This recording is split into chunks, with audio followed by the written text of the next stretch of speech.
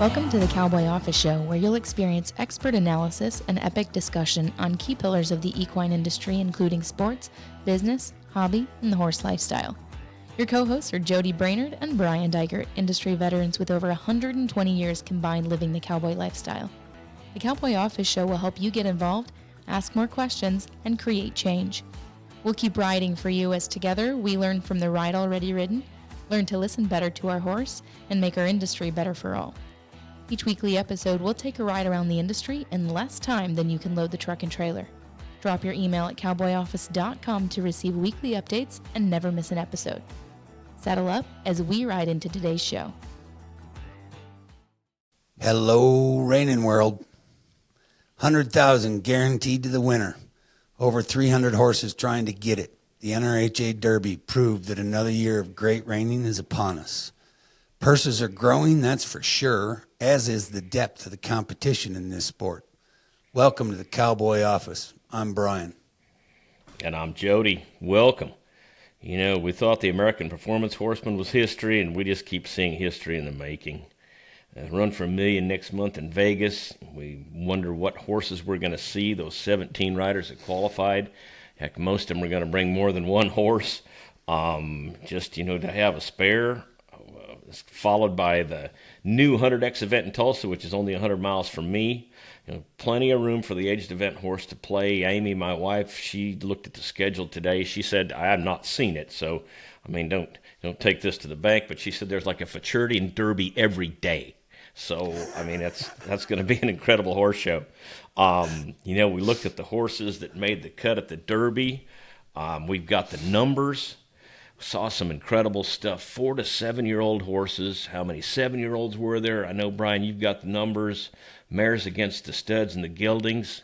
We asked that. It doesn't matter. The mares, can they handle it? Well, they did at the futurity last year, for sure. That wasn't an issue at all, right? Yeah. She won it. Yeah, exactly. We had, 2 current past futurity champions. 21 and 22 champs were in the finals. From an aged event standpoint, Brian, we talk about this on show after show, but it's unbelievable to me. I'm seeing, horses that are shown longer. It's just a testament to the pedigree, the sports medicine that they have available to them now, these trainers, the horses are showing so much longer, and it's not, sure as hell, it's not like they're not being asked to do some hard stuff, right?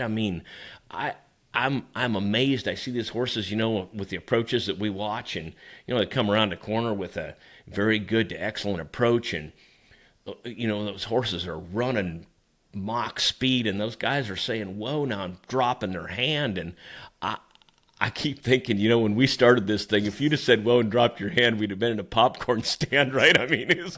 Those horses that we had to ride, if you weren't using some hand, you weren't going to get stopped. That's what it was, right? I'm in awe. The turns are cadenced. They're faster than ever before. The circle work, there's not a maneuver that these things, you say it yourself, too. It's like we almost don't see any more of those horses that can't lope. No. We used to see those, poor moving, unbalanced horses, and it's just this competition's just crazy good. Well, yes, I'm glad the sport's moving away from some of the yucky stuff. What most won't know is the break a gate penalty in this sport actually came from breaking the gate. Wasn't not loping or trotting too much into lope departures. It was because they weren't stopping so good, and they would actually break the gate. Yeah, no joke. So anyways, that goes way back. Yes, I do have the numbers. It's interesting because the Derby, the two things, when you bring up the 100X and that new event, and that's really exciting. I actually am tentatively looking at trying to make plans to go there in person, and then you and I could kind of gather up and spend some time. But the point is, when you talk about having a futurity, which is for 3-year-olds, and Derby, which is for 4 to 7-year-olds, all in the same event, how cool. So it's going to be interesting to kind of watch the industry as it embraces a lot of the opportunities that they've got. But let's talk numbers for a little bit. So first is age of horses. I was shocked. There was 128 4-year-olds, and part of the reason that I heard the industry talk about why we should add 7-year-olds to the Derby was to allow those horses time to grow up, mature more, etc. There was 28 7-year-olds, 128 4-year-olds, 99 5-year-olds, and 52 6-year-olds. So the average age in the entire 300 plus horses was 5-year-olds.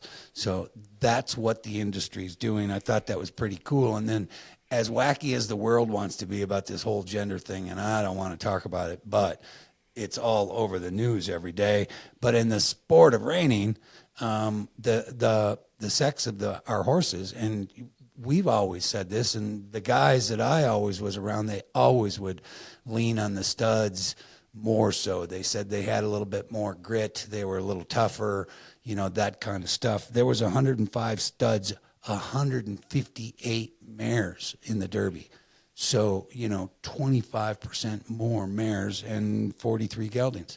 So I thought that was fascinating. And then, yes, the last two fraternity champs, 1030 and 21, he's a stud.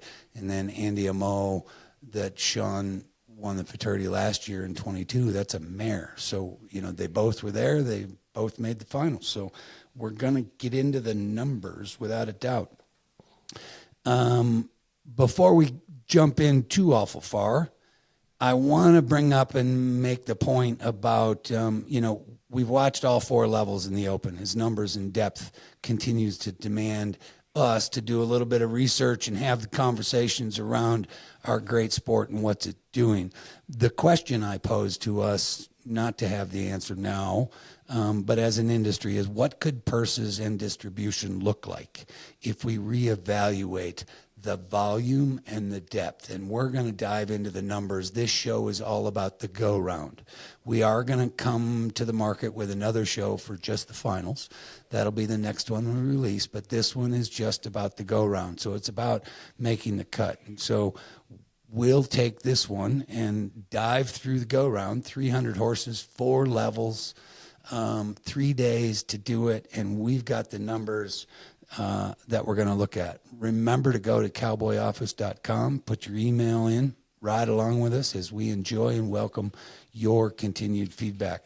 We get comments and questions all the time, and then Jody and I kind of prep and get ready, and some of them will come up through this show as we go.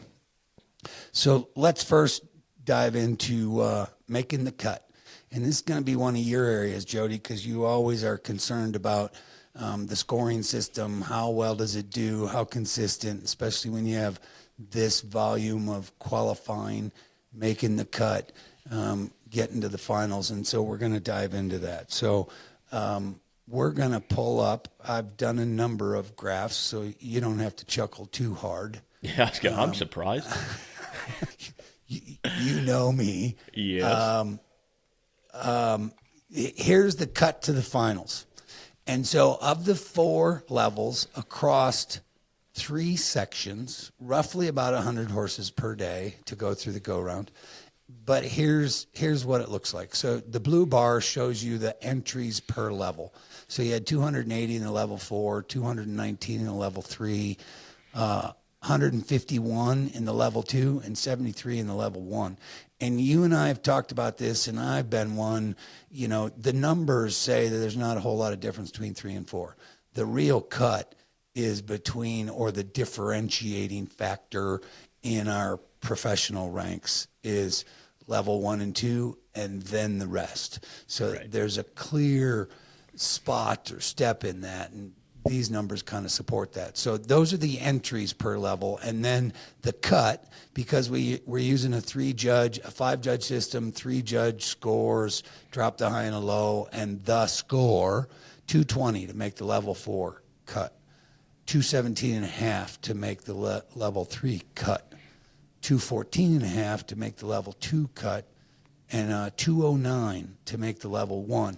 And when you do the reverse math, if you take those numbers, the score, just divide by 3, the green bar just shows you what average score to make the cut looks like. So if you're at home and you're doing whatever you do and you're thinking about going to the big leagues, this is what it means just to make the cut.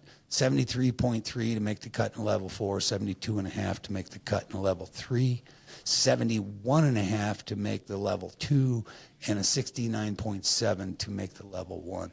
So if you're at home, that's what the cut means.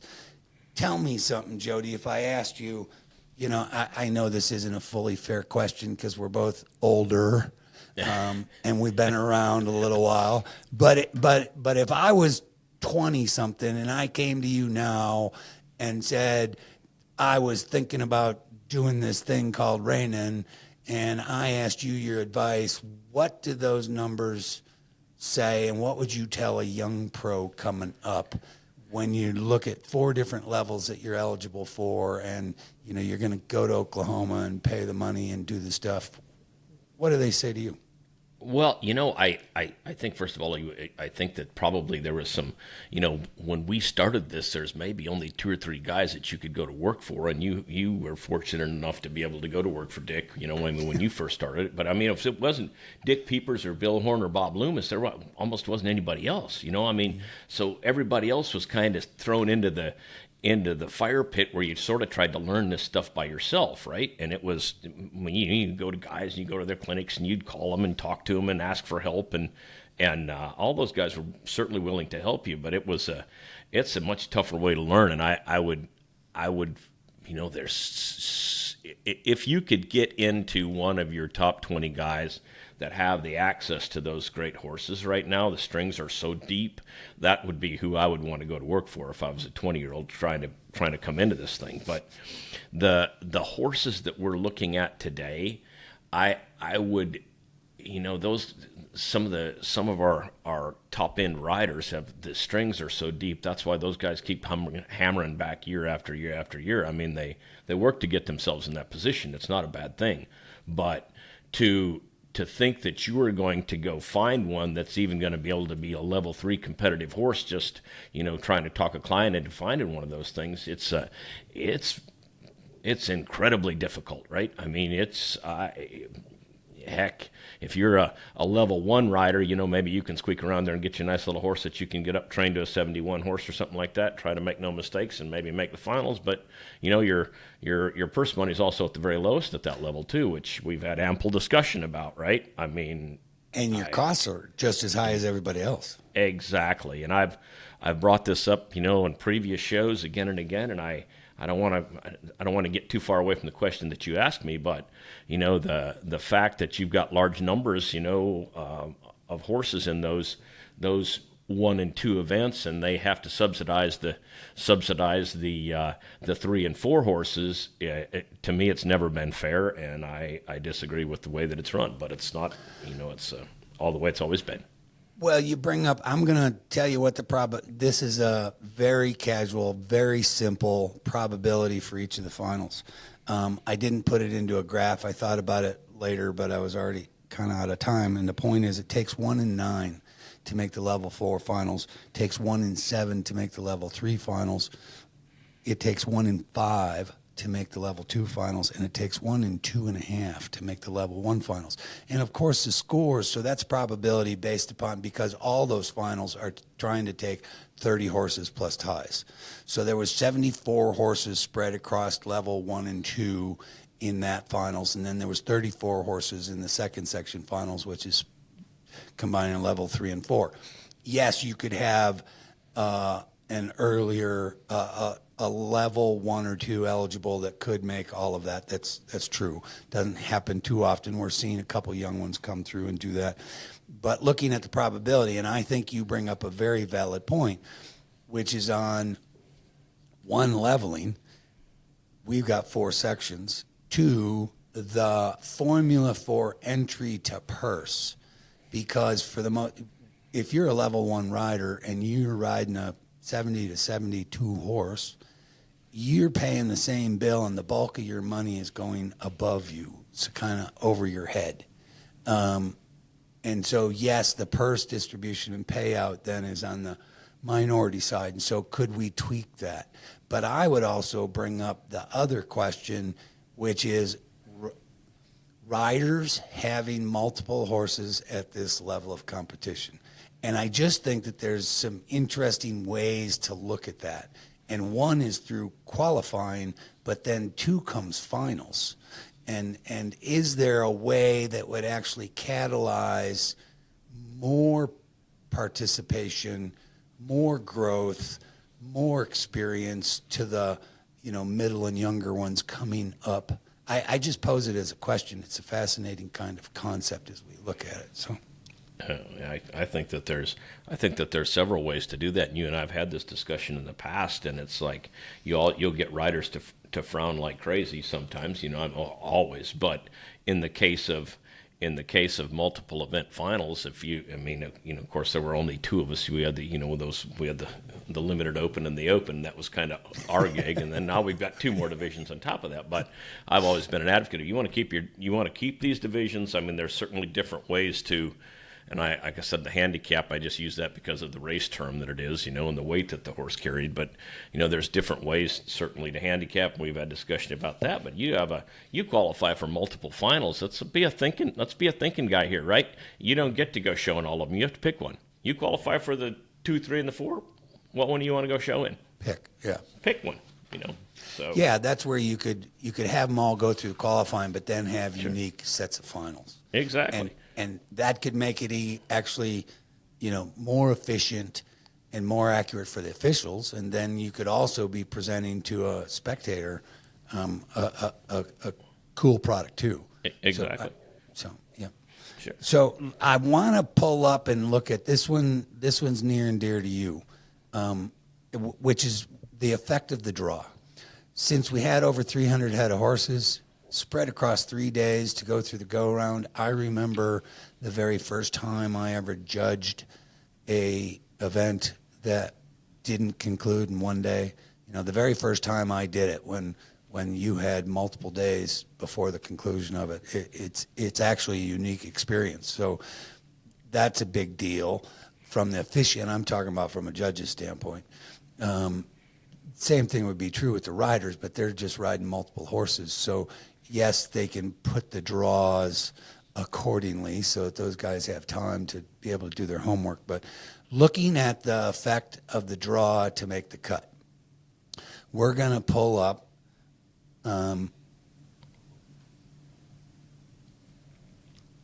because this one is always something that you always bring light to, and I think it's 100% warranted. This is the making the cut to the finals where they were in the go-round draw. This is what it looks like. So when you look at the three sections, the green bar is the number of horses from each section that made it to the finals. Now, we are only looking at level 4. So this, I didn't try to pull it out for all 4 levels. This is only looking at level 4. Where were they in the original go-round qualifying draw? 16 horses in the first section, 8 horses in the second section, and 10 horses in the third section. Pretty evenly distributed. And I don't think, I know myself, anytime I'd ever judged major events, you're not paying attention to this at all. Officials are only paying attention to where's their standard, their consistency. If they marked a 77 on Monday, that needs to be the same thing on Tuesday and Wednesday. So I know that from my standpoint in today's time, I don't know that a person could sort out 300 horses in their head across 4 levels. The other piece that I looked at directly for you, Jody, and us at the Cowboy office to stay consistent, because I took the last 25% of the section go round and looked at, and that's what those percents are. So the blue bar that shows you a small percent, 5% in the first section, 3% in the second section, and 4% in the third section, was horses that made the finals that were in the last 25% of that section's draw.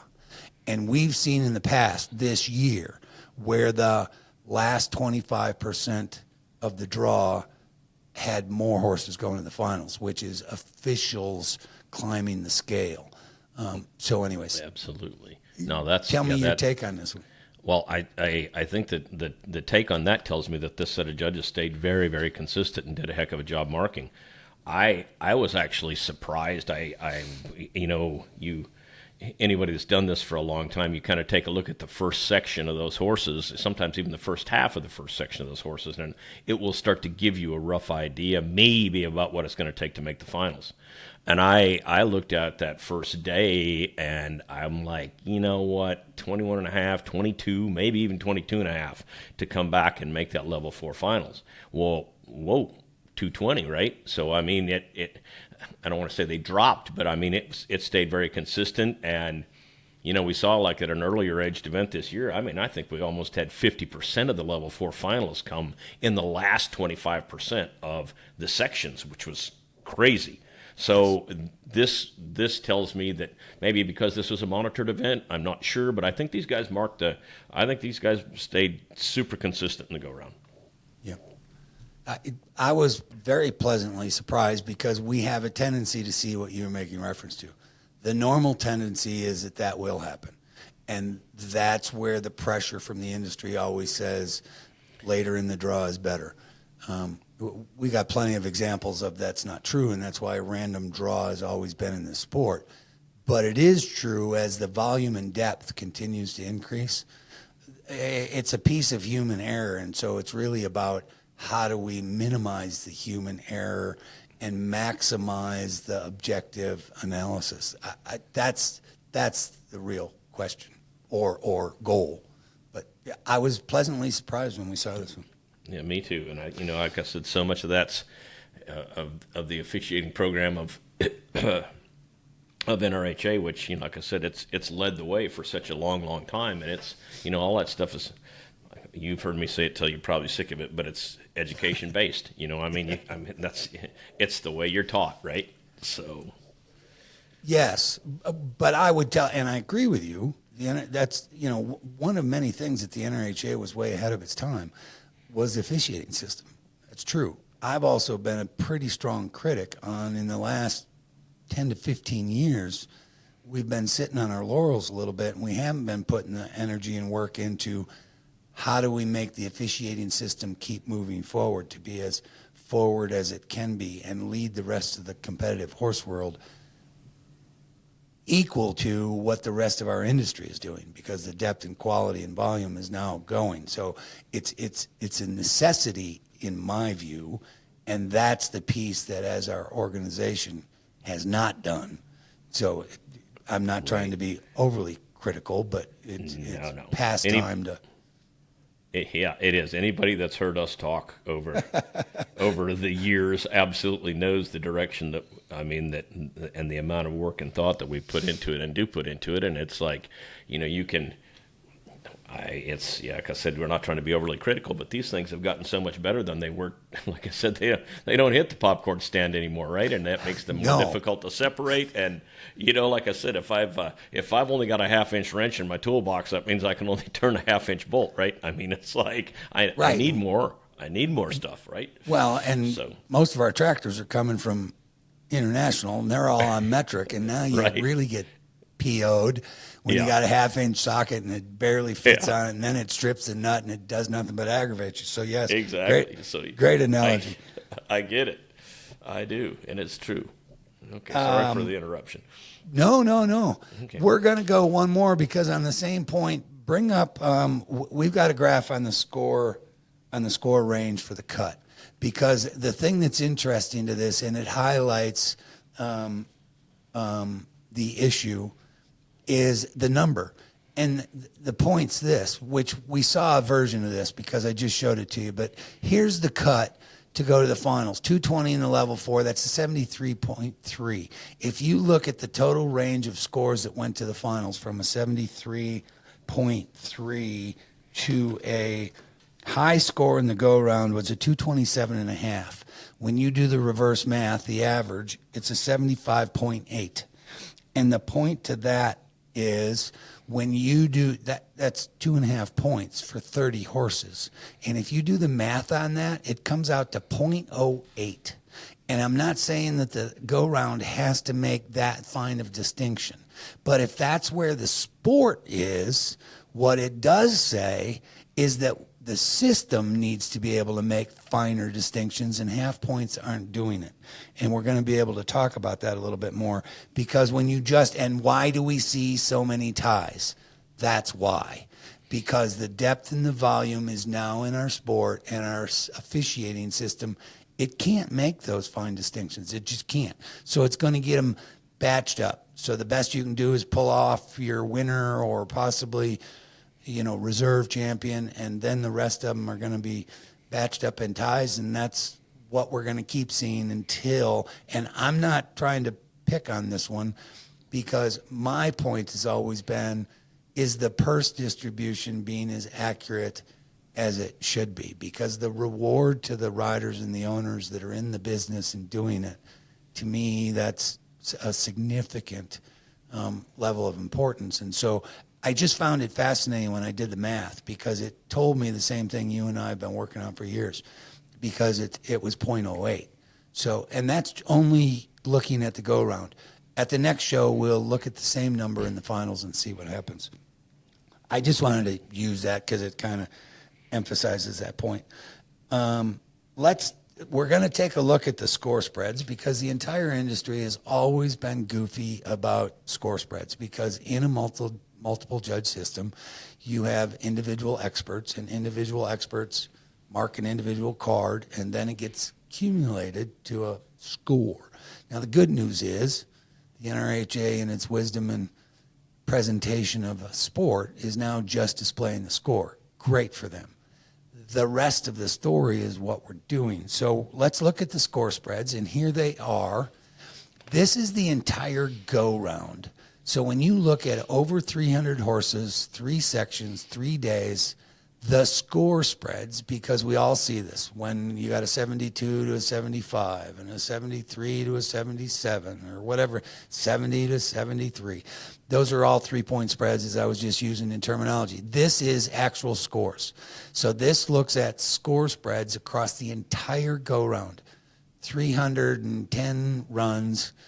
They hit bingo 1.3% of the time. So of those 300 plus runs, you're talking about 7 runs roughly is what all 5 judges marked that run exactly the same. And I've always been telling us, trying to educate an audience, that is rare.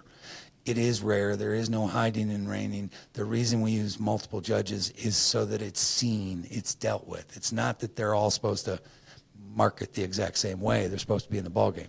So when you go up the scale, and what we've been talking about, and you and I for now 2 years now, 1.5 is the norm. It's the standard. If you're going to use a multiple judge system, a 1.5 point spread in final score is normal per individual judge. So everybody needs to take a breath and get used to it, because that's what it says. So it's right there between 1 and 2. This is a 7 maneuver pattern. So 7 maneuvers should be 1 to 1.5. 8 maneuver patterns will move just a touch to 1.5 to 2. Yeah, that's something that, we've, from a monitor standpoint, or when you chair the judges committee, as I have, you look at that, and that's normal. I'm not, it never concerned me at all as a, as a judges monitor, or even teaching from the committee chair spot.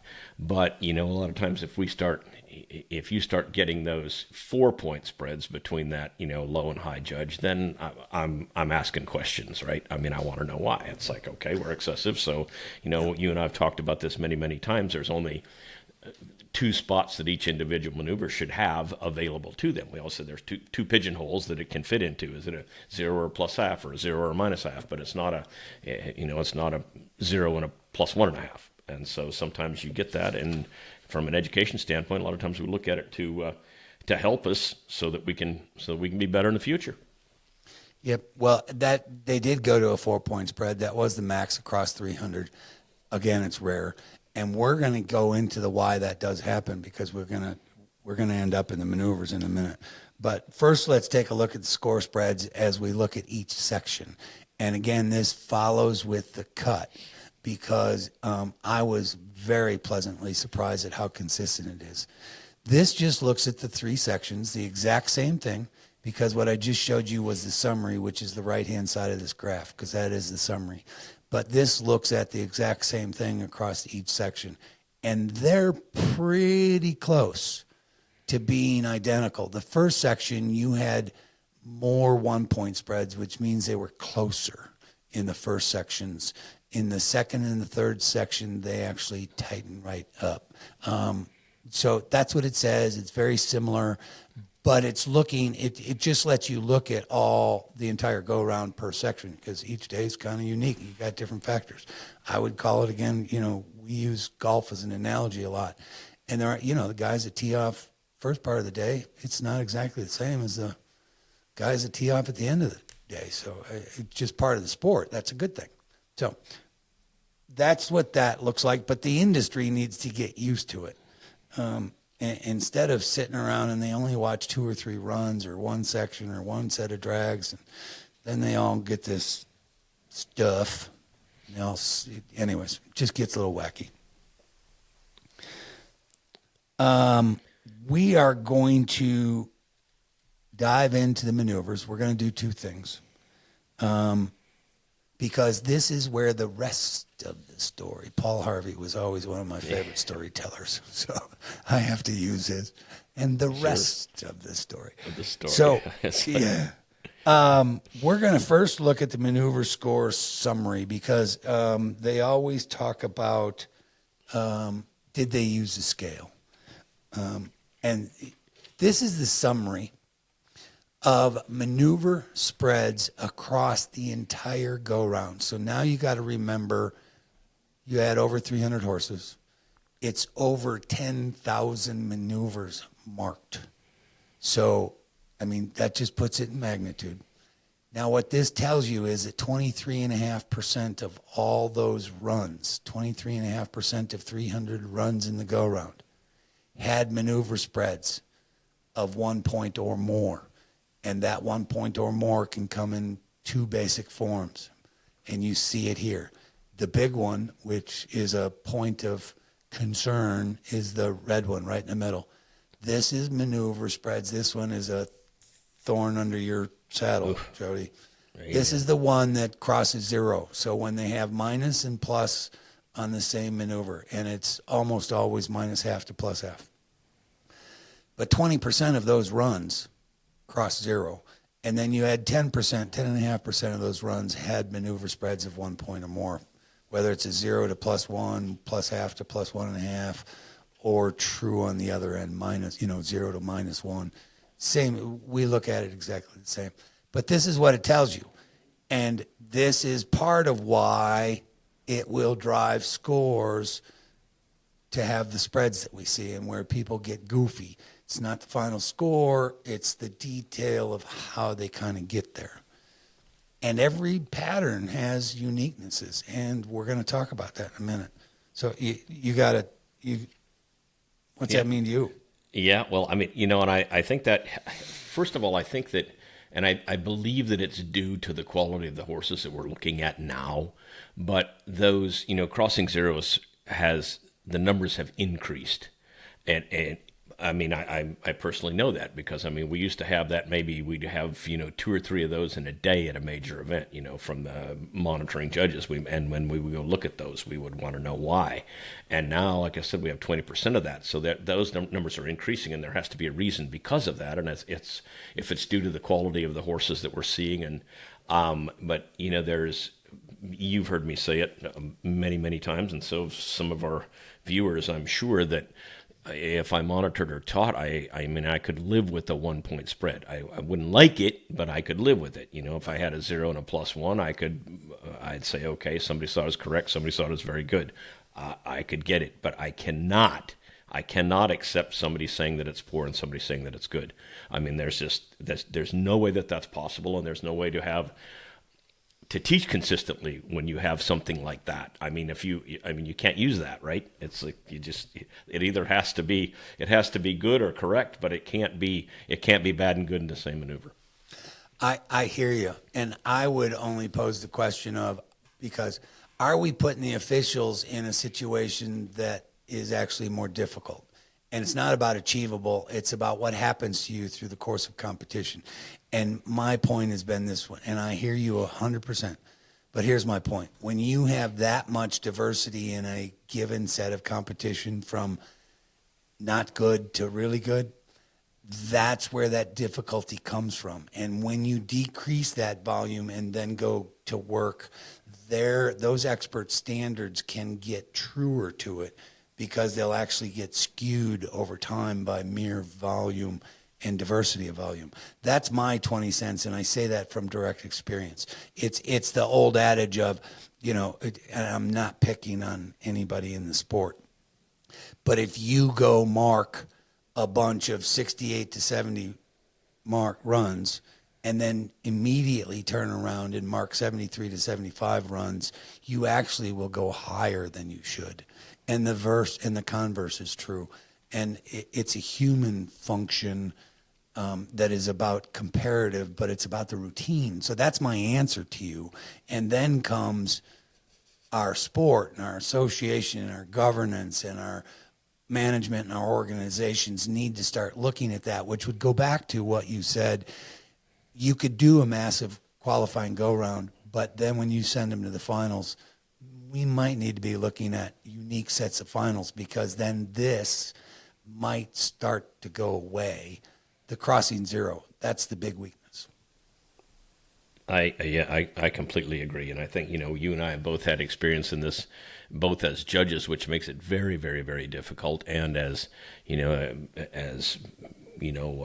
working a major event. But sometimes these finals, I'm way, way happy that everybody gets a chance, and the numbers that they have and the divisions have a chance to go win a check for their owners, because those guys are, without them, we don't have a sport. But it is very, very difficult to judge low-end horses. And then, just like you said, you have you've done a rookie, or you've done a green class, and you're in there at that 68.5 for 3 or 4 hours, or a 70, and the first horse comes into the 72, and you mark him at 219 because you think he looks, oh my God, compared to what I've been seeing, or I'm fatigued and been doing this way too long. And so, there's definitely some ways that we can help the officiating. And I think probably we had a little discussion about this before we started the other day, that this set of judges, I think, did a really, really good job. But I think that the management, NRHA's management, helped make that a little easier, because they had these guys judging 100 head instead of 125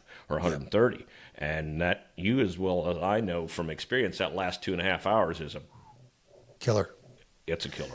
And then it gets cumulative, because when you do that 7 to 9 days, but then I'm going to take you to another spot, because what if as an industry you could keep the same, I don't know what the number is, 30 officials across a year, and work with the same batch across a year and get them focused on the depth of competition that they're going to do at any given event, and then see what happens. I think that that'd be a fascinating kind of exercise, as opposed to all of it. And I'm not trying to pick on the non-pro versus the pro, but that's what this set of 5 officials did.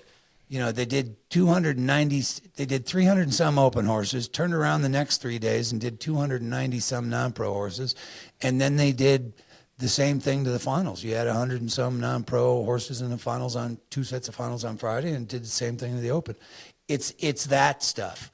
And so there are ways that we as an association or an industry could start to look at it. And it goes back to your leveling, as well as different sets of finals. And I think we could service the competitor even better. And then, because all the pressure is in dollars, because this sport was built on purse money, which is, I think, a great thing. But again, where my point always comes in is the complete purse distribution, not just the winner. And I've always maintained that anytime we try to do something, if it, unless you step across the line and try it, you're not going to know whether it works, right? And I always maintain it. Look at, I'd get people that argue with me, I'd lobby for a rule change, and I'd say, look, if it doesn't work, we'll put it back, but we have to give it a chance, right? So I will tell you from firsthand experience, the first when I chaired the committee, I wanted to make sure that the first event that I was the committee chair that I wanted to monitor. So, and I didn't have a 3-year-old, so I monitored that. I monitored the futurity, and it was the first time in the past, I mean forever, as long as I could remember, whoever was monitoring the show or chairing the committee would take and mix the teams for the finals. You'd have a set of non-pro judges, you'd have a set of open judges. And so then that person would take, well, we're going to take for the finals, the open level 4 finals, we're going to take, 2 of these non-pro judges and mix them with the, and I'm like, oh, hell no. I mean, these guys have worked together all week long. That's where they're going to stay. And I believe to this day it's still the same. But I felt that the job that they did was much more accurate, and even asking their opinions, because those guys had all judged multiple major events and had to mix teams and then had the opportunity to stay with the same one. And they all said, without question, don't go back. Right. So, Yeah. I think that there's something to be said for working together. Yes. I hear you. And I would have been on the other side of that conversation, because I was one of the ones that was a proponent of mixing them up. And it would, so I think that's fascinating. And all it emphasizes is you got to try something. Sure. Because that's it. And then you can see what works and what doesn't work. So let's take the next step into the maneuver pieces, because I want to show you this just because of the volume. Which looks across the spreads at the maneuver level across all 3 sections of the go-round. And here it is. And this, to me, gets really interesting. Maybe I'm a little bit nerdy and goofy because I'm into the numbers, but... they don't lie. Say what? They don't lie. Numbers don't lie, right? No, they don't. No. Well, neither do horses. So anyway, they'll make you cock your head a little bit, but they actually, this is doing 2 things at once, because this is all 3 sections of the go round. So the first section, the second section's in the middle, and the third section's on the right-hand side. And you can see that it actually is decreasing, which means it's tightening. And this is looking at 2 things. The number of runs that had maneuver spreads of 1 point or more. So crossing 0 and 1 point or more is all in here. So the number of runs, and you see it, number of runs is right there in the blue. Then you have the number of runs cross 0, number of runs that are 1 point or more. And that's true across each section. The red number is the percent when you take those runs and look at the maneuver that was causing the spreads, then the percent of maneuvers of total maneuvers is what that percent is. And so it gets, and that's why it gets into a fraction, a small decimal point. I'm taking it to the 10th. But that's why, because you're talking about over 10,000 maneuvers marked in the go-round. So if you look at the third section, the crossing 0 in the third section was 0.3%, 0.3 of all the maneuvers in that section. That's where it was. And so what this shows you is that they actually tightened as a team, which is what you were talking about. Working with the same team, getting them on the same team, focused on the same goal. And you're correct, and I was incorrect in our history. But that's what it shows you. Yep, and yeah, I mean, it's not a fair question, and the answer just kind of came out of your mouth. But you feel like the reason that those things tightened up and they got more accurate is because they had worked together for the 2 previous days. Is that kind of what you're feeling? Yes. Over the volume and depth of that competition, yes. They were all on the same page. The page got tighter. They got more accurate. Absolutely. That's what it's good. And I think your numbers have told us already that the same number of finalists, were equal. The numbers were equal over the 3 days, and so we know that we're looking at roughly the same kind of horses every single day. There wasn't like a easier group to judge, but obviously and that's good. If I make the finals, I want those guys there at their very, very best when the end of that horse show's coming, right? So yep. Yep. Which would actually, if I was an exhibitor, I would tell you your advantage would have been in the first 2/3 of that entire draw, according to these numbers. There are times that that's not true, but in this one, so anyways, Yep. yes. Okay, cool. Good information. Yep. Those numbers do a lot of good stuff. Oh boy. Well, when you put it into magnitude, and here's where the industry does not pay respect to. You're talking about 10,173 maneuvers marked across the entire go-round. That's a lot. 3,500 roughly, call it whatever number you want, but go ask anybody to go do that and see how good they are. That's the chore that we're putting the officiating system under. And I'm not picking a side other than it's significant. And as an industry, and now our purses are there, and we used to dream about the purses. We did. You hauled for a world title. What if you had these kind of purses when you did that? Yeah, you'd win $100,000, $2,500 at a time, right? I mean, that was like it's a lot harder. They do that walking in the ring now, right? It's like, it's crazy.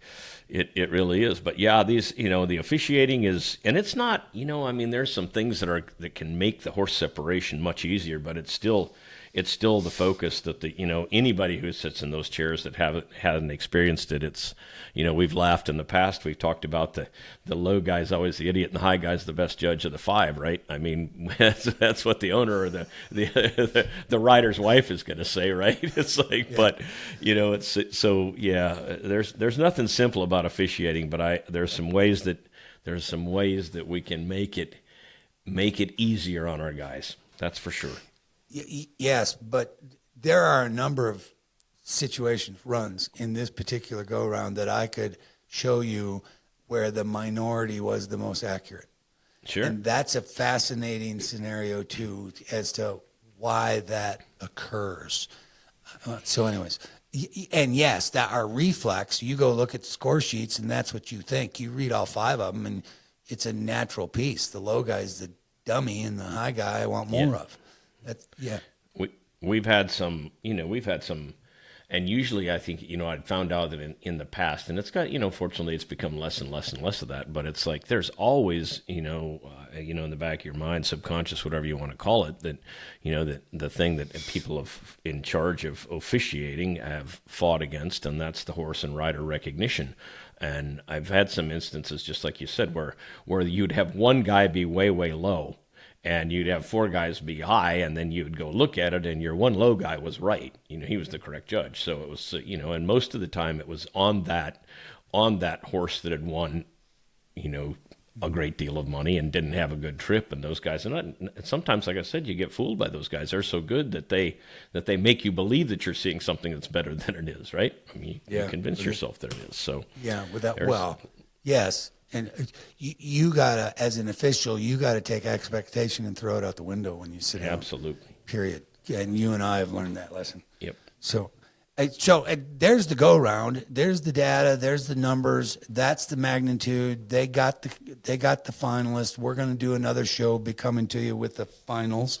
It'll be released shortly after this one. But I think the interesting thing is, I want to wrap this up for us, is the detail. The technical detail of the quality and depth of our competition. And we keep talking about quality and depth. But now it's the detail in that quality and depth. And the detail is about making those fine distinctions.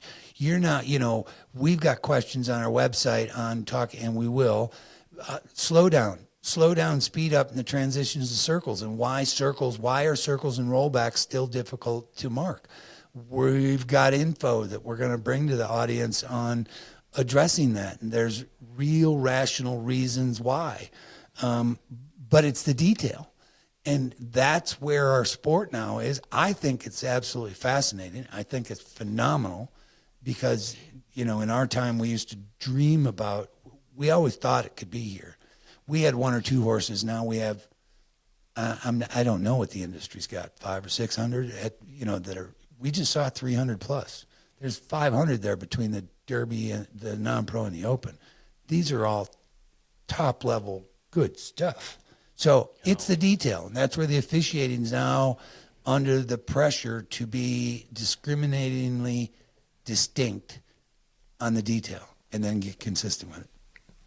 It's they've gone crazy. We used to look at a major event or a derby, and you had a pretty good idea who maybe your top 3 horses were going to be after the go round, right? I mean, you couldn't anymore throw a rock and figure out who would have won this one. You know what I mean? Or these events now, because there's every one of the finalists could win it. I mean, every one. It's not like, it's special. Yep. So it's about the system. It's about how the officiating system can accurately reflect the depth and quality of the competition. It's where we are. It's not new news. I think it's absolutely fascinating from our standpoint. I'm thrilled to death that I don't have to beat myself up. I couldn't. So anyways, now I get to beat up the numbers. So it's kind of fun, but It is a blast, and I love the numbers because I'm not good at them, and you are, and that's fantastic. So anyway, it's been a great show. Again, I have so much fun doing these just like that, and we hope, our viewing audience, we hope that you've enjoyed this. I mean, hang on, the next one, the Derby Finals, is going to be a good one, and if you got any questions, get a hold of us. Yep. Drop it in go to cowboyoffice.com, put your email in. Join us on this ride. Horses are good for people. And yes, Jody, because we will answer those questions accordingly. And so until we see you for the finals, enjoy the ride. You betcha. And until the next time, stay in the middle. Today's episode is brought to you by 4D Productions in cooperation with the Consultment Agency, a full-service agency that helps bring forward-thinking equine brands into the 21st century using digital skills and services such as website development, graphic design, social media, and media production such as the podcast you're consuming here today. Thank you so much for riding along with us today. Sign up at cowboyoffice.com to be the first to know about topics affecting the industry we love so much. You can reach out to us with topics you care about by finding us on TikTok, Instagram, LinkedIn, Facebook, YouTube, and all podcast platforms. And remember, share this episode with someone that may enjoy it, because the more we can share our horses with others, the better our world will be.